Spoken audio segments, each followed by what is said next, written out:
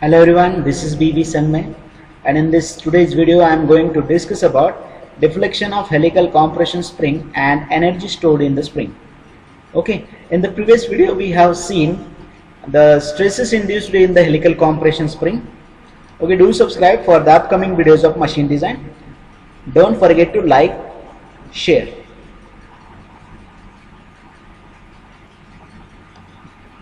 So here you can see a helical compression spring.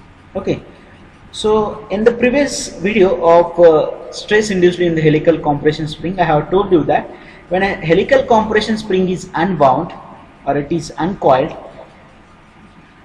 and a bar of equivalent length of helical compression spring is made, here the length of bar is pi dn. Here pi d is the circumference of the helical compression spring, d is the mean coil diameter, n is the total number of active turns. So this will be the rod.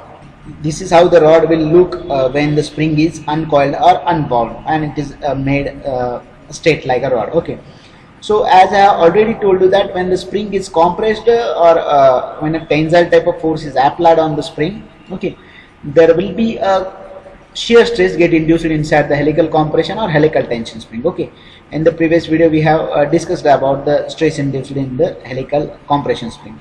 Okay, let me show you here.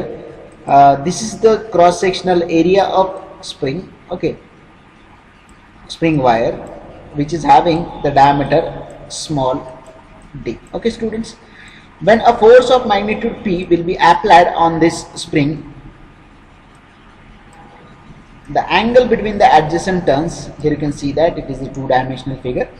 Actually when a force is applied, the distance between the adjacent turns is going to change, which is called as a pitch. So this is the distance between the adjacent turns. Okay, so whatever the change in distance, that will be actually, there will be a twisting moment, as I have already discussed in the previous video. Torsional shear stress will get induced inside the wire of a helical compression spring. Okay, so similar phenomena you can observe here. When a force of magnitude P will be applied, okay, there will be a twisting moment which will act around the spring wire. Okay, so here you can see that, and in the previous video we have calculated this twisting moment, which is equals to the applied force P. This is the applied force P multiplied by the distance. Here the distance is actually, it is the mean coil diameter of spring wire. If you see at here, let me show you. This is the mean coil diameter, which is actually capital D by 2. So here the twisting moment is actually P into D by 2. Similarly, if you will consider on the basis of torsional rigidity, we can calculate the angle of twist theta. For whatever the angle, there will be a twisting moment. So the angle of twist theta here I have shown here. Okay, so for the application of force, there will be a deflection in the helical compression spring. Here you can see that this is the deflection, which is delta. The deflection is nothing but it is the rate of change of distance between the two adjacent turns, or it is the axial distance between the two adjacent turns. So that is nothing but deflection. So our intention is to calculate this deflection delta. So before that we need to calculate the angle of twist theta. So we can use the formula of tau by r is equals to g theta by L. Instead of, in the previous video we have in the case of shear stress induced in the helical compression spring, we have used the formula of torsional shear stress, which was tau is equals to mtr divided by g. So instead of that we are going to use the formula mt by j is equals to g theta by L. Okay students, this formula actually this belongs to strength of materials. Okay, so mt is the twisting moment, and how the twisting moment is calculated, it is actually the force applied multiplied by the perpendicular distance, which is d by 2. J is the polar moment of inertia, G is the modulus of rigidity, theta is the angle of twist. Okay, here you can see the angle of twist theta, and L is the total length of wire here the total length of spring wire, here we have considered the number of active turns, it is pi dn. Okay, pi d is the circumference multiplied by number of active turns. Okay, so let us put the values of mt, l and j. Here theta, the equation of mt by j is equals to g theta by l can be written as in terms of theta, because our intention is to calculate angle of twist. So theta is equals to mtl divided by j into g. Okay, so this is equation number 1, where theta is angle of twist in radians, g is modulus of rigidity, mt is the torsional moment, and it can be calculated by using the formula force, that is P multiplied by perpendicular distance d by 2. Next, L, that is length of bar, which is equals to pi dn. Here I have already shown that when spring is uncoiled, the length of bar will be equals to pi dn. Okay, next is the polar moment of inertia for circular cross section, it is pi by 32 d raised to 4. So let us put the value of polar moment of inertia, length, and twisting moment or torsional moment in the equation number 1. So the equation will be theta is equals to, instead of mt, let us put the value of pd by 2. Pd by 2 multiplied by length is pi dn. Okay, divided by polar moment of inertia, j is pi by 32 d raised to 4 multiplied by g, that is modulus of rigidity. You will get the value of modulus of rigidity in the design data book for the particular material. So after simplification, I found that theta is actually equals to 16 pd raised to 16 pd square n divided by gd raised to 4. Here capital D is the spring coil diameter, small d is the spring wire diameter. Okay, so this is equation number 2.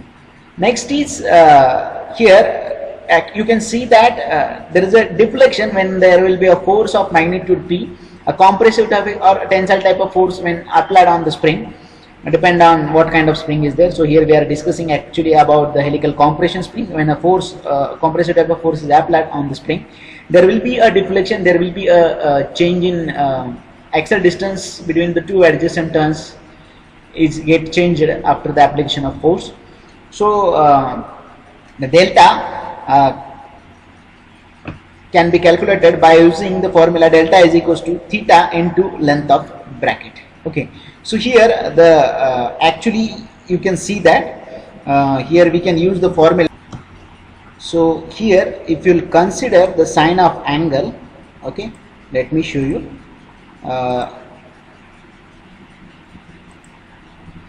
Here sine of theta, if you will see this, sine of theta will be equals to delta divided by, if you will consider this as a triangle, the triangle will be like this. Okay, let me draw the triangle. Okay, so this is actually theta, this one is delta. Okay, so this is hypotenuse, you can see that.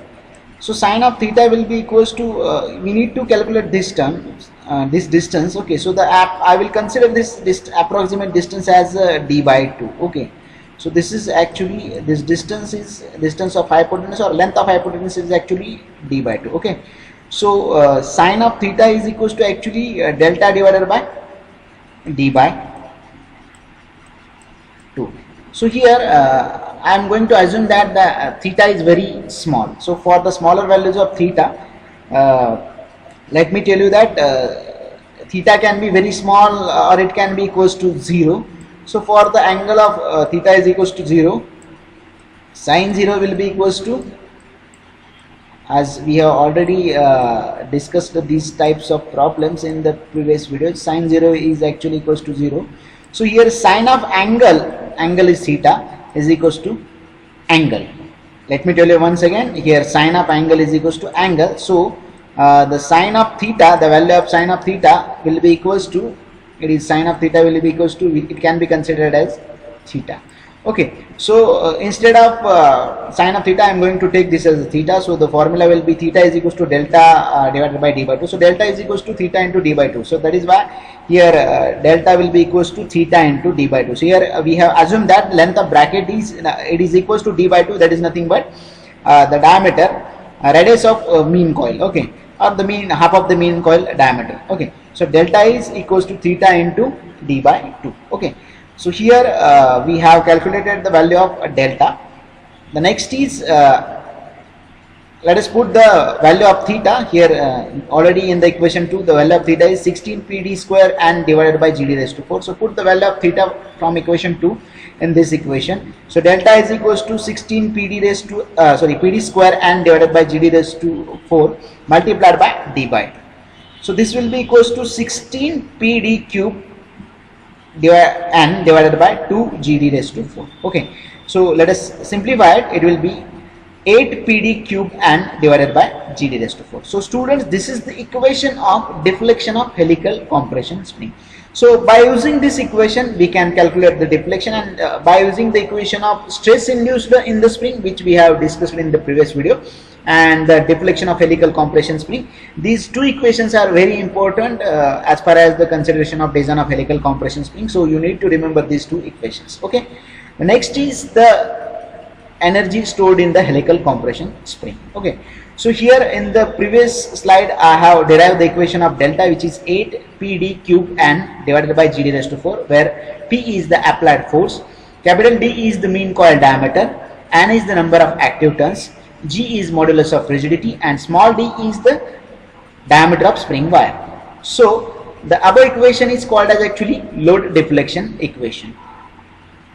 So rate of spring K, which is also called as a spring rate, it is the ratio of applied force to the deflection. K is equals to P divided by delta, which we have discussed in the first video of this chapter, that is the types of spring and terminology of spring. Okay, so you need to take a look of that video.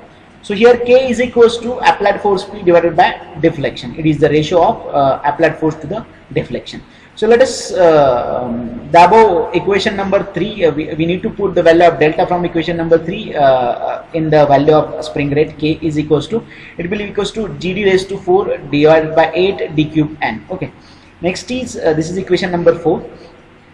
When a helical spring is cut into two parts, the parameters G, D and capital D remains same. Okay, remember students, when the spring is cut into two parts, the parameters, that is modulus of rigidity, it will be same. Small d, that is diameter of spring wire, it will not change, and mean coil diameter also will be same. Okay, and n becomes n by 2. Okay, so it is observed from equation 4 that the stiffness K will be doubled when the n becomes n by 2. Okay, if you will cut a springs into two parts, if you will cut a single spring into two parts, the parameters modulus of rigidity, spring wire diameter and coil diameter remains same, but the number of active turns becomes half, that is n by 2.